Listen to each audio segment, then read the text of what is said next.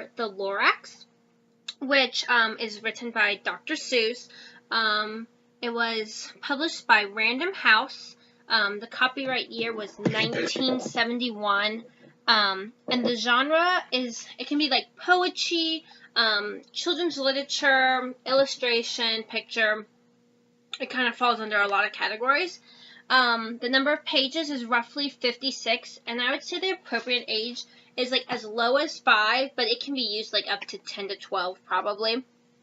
The summary of the Lorax is it takes place in this small town, and there's this man named like Onceler, and he discovers like these beautiful trees, and he decides to cut one down and creates like a shirt. And with that shirt, he ends up selling it and makes a profit. So he decides, oh, I'm going to cut down more and more. Then the character, the Lorax, comes into play in like the middle of the book, and is kind of like, hey, you probably shouldn't be cutting them down. It hurts the environment. But the Onceler kind of ignores him. And then as he cuts more and more down, he starts because he sells more. He builds a factory. His family gets jobs. It's creating an economy in this town. And then the Lorax comes back and is like, hey, you've cut down so many trees that now the bears that are in the book, they no longer get food because they eat off of these trees. And so it's like you see like the result that's coming about. He kind of keeps ignoring them until finally he cuts down the very last tree. And when he cuts down the last tree, he obviously can't make his sweatshirt anymore. So his company goes out of business. He loses everything. The Lorax comes back and basically tells him, like, you created this, but, and I really like the saying, so I wrote down what the saying is. He basically says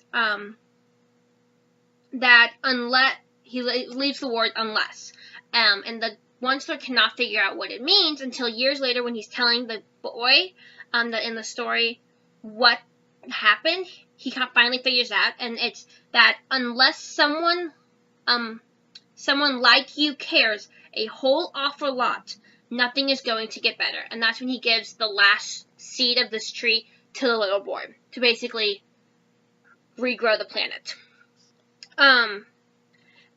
So for like the theme, it's kind of like about how, only one person, they have a huge impact on anything.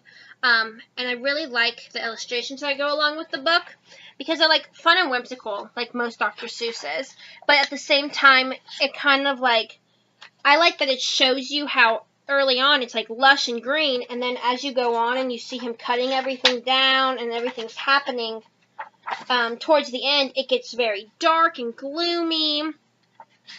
And, like, there's nothing. There's no trees or anything towards the end. And I really like that because it kind of helps the younger people have a visual, like, thing that they see.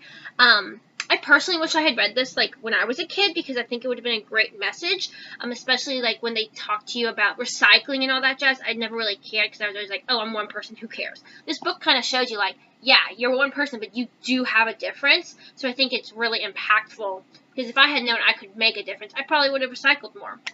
As for, like, my strategy, I was thinking of, after reading this, I have my students Google, like, an actual pollution issue, and they kind of relate how the modern issue, find the points where it matches in the Lorax and say, like, okay, so what's the cause, what's the effect, and kind of, like, how they might go about just doing a small impact in their life.